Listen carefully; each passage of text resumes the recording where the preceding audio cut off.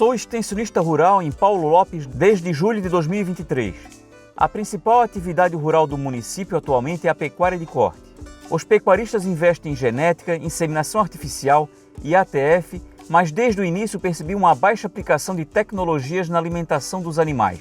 Os pastos em sua maioria estão rapados. É comum ver os animais comendo debaixo das cercas. Onde o pasto está alto, o manejo também precisa ser ajustado. A primeira opção foi resgatar os conhecimentos sobre pastoreio racional voisin. O PRV não é novidade na região e os pecuaristas têm várias justificativas para não conseguir dividir a área em muitos piquetes. Entre os técnicos circula uma tabela com alturas de entrada e saída para cada tipo de pasto e uma explicação, que é para aproveitar o máximo das pastagens sem rebaixar muito e não prejudicar os pontos de rebrote. Por fim, vi umas postagens no Instagram do Leandro que criticavam o excesso de piquetes e orientações para seguir alturas de entrada e saída. É claro que essas postagens me incomodaram, principalmente porque percebi que estávamos misturando os conceitos, estava faltando coisas. Foi então que me aproximei do Leandro, que me apresentou o rotatino. O rotatino é um conceito de manejo de pastagens que privilegia o ponto de vista do animal.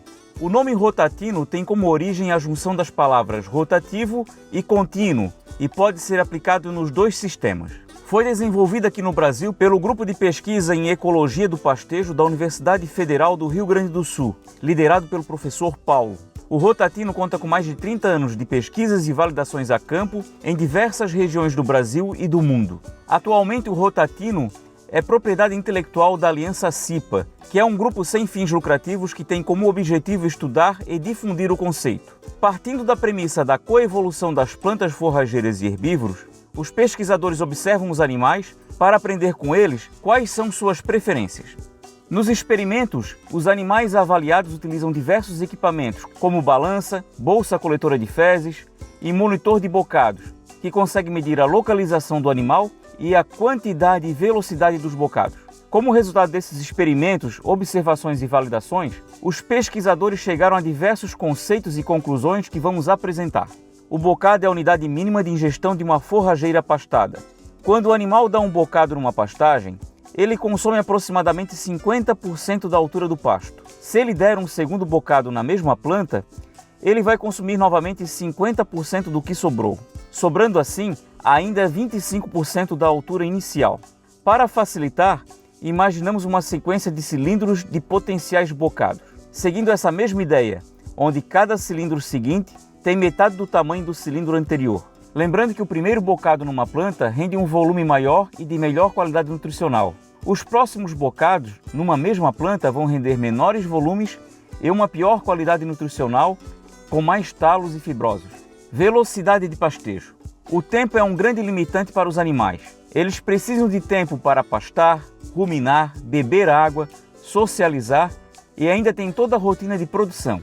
Quando o pasto está baixo, o pastejo não rende e os animais não conseguem colher o suficiente durante o dia. No pasto alto, eles preferem só as pontas, mais ralas e também não rendem muito. Se forçar, comem a planta toda, porém gastam muito tempo com as partes mais fibrosas.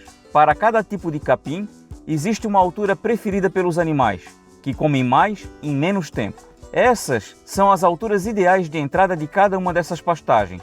Conseguimos definir essa altura ideal através de experimentos.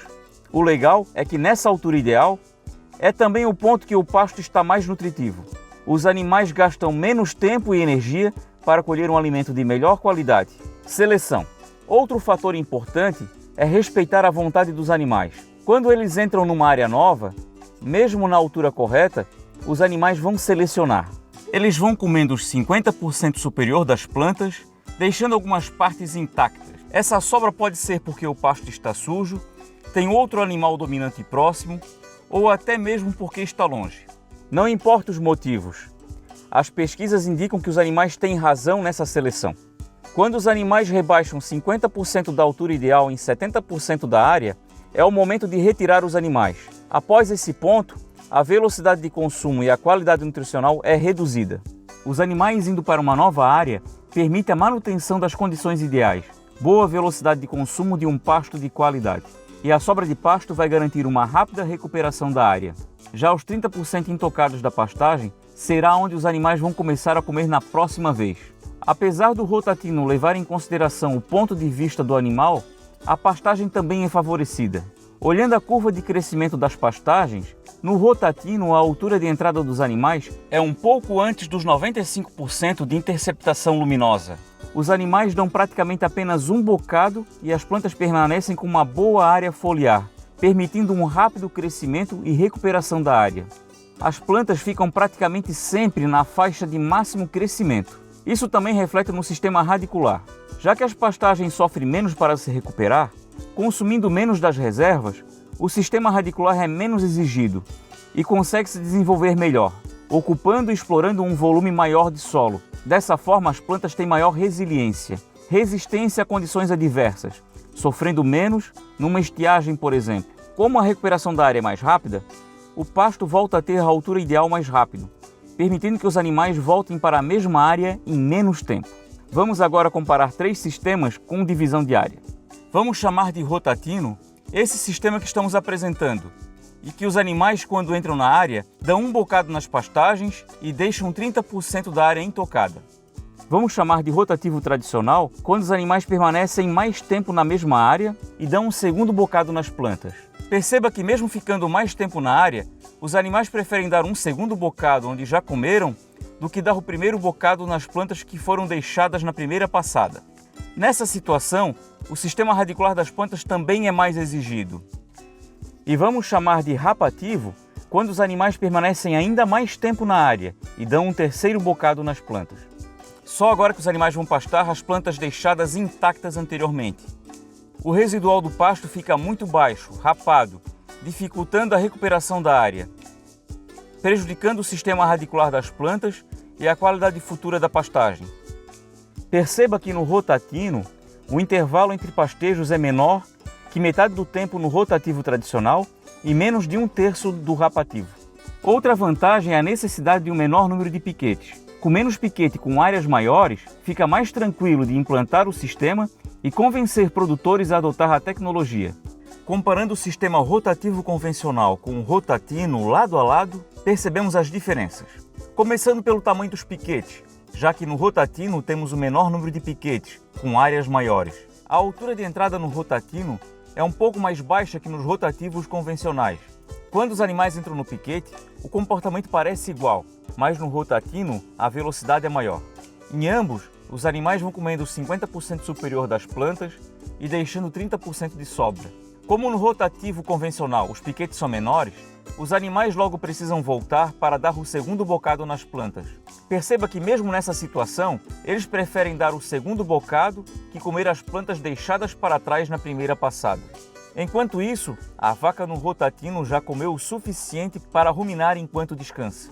Já o animal no convencional, se continuar no mesmo piquete, vai acabar voltando para dar o terceiro bocado nas plantas e só agora vai começar a comer as sobras deixadas para trás, deixando o pasto rapado. Não é à toa que chamamos esse modelo de rapativo. Com a falta de alimento dentro dos piquetes, as vacas no rapativo agora vão buscar alimentos debaixo das cercas, fora do piquete que estão.